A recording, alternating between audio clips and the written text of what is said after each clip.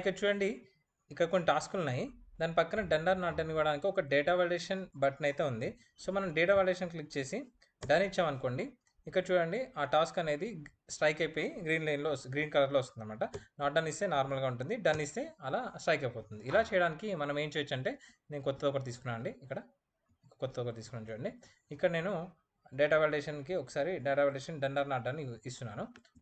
డేటాకి వెళ్ళేసి data validation tool, data వాలిడేషన్లో వచ్చేసి ఇక్కడ లిస్ట్లో so done comma not done, ఓకేనా, నాట్ డన్. సో ఇవి రెండు ఇచ్చేసాను, ఓకే కొట్టేశాను. సో ఇప్పుడు మనకి డన్ ఆర్ నాట్ డన్ వస్తుంది. సో మరి ఇక్కడ స్ట్రైక్ రావడానికి సెలెక్ట్ చేసుకోండి. సెలెక్ట్ చేసుకొని హోమ్కి వెళ్ళండి, కండిషన్ ఫార్మాట్, న్యూ ఫార్మాట్ వెళ్ళండి, న్యూ ఫార్ములా వెళ్ళండి.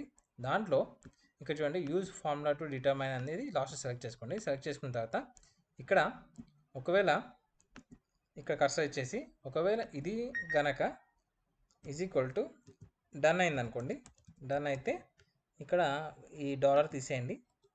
డన్ అయితే ఫార్మాట్ ఎలా ఉండాలి, ఇక్కడ ఫార్మాట్లో స్ట్రైక్ త్రూ ఉంది కదా, దీని ఒకసారి క్లిక్ చేయండి. ఇక్కడ స్ట్రైక్ కనిపిస్తుంది, అది కూడా కలర్గా వచ్చేసి మనకి గ్రీన్ కలర్లో ఇవ్వాలనుకోండి, గ్రీన్ కలర్ చేయండి, ఓకేనా. ఓకే కొట్టేసి మళ్ళీ ఓకే కొట్టేయండి. అప్పుడు మీకు ఏదైతే ఉందో డన్ ఇవ్వగానే ఇలా స్ట్రైక్ అయిపోతుంది అనమాట, ఓకేనా. సో ఇక్కడ చూడండి, రైట్, ఇలా అయిపోతుంది. Thank you.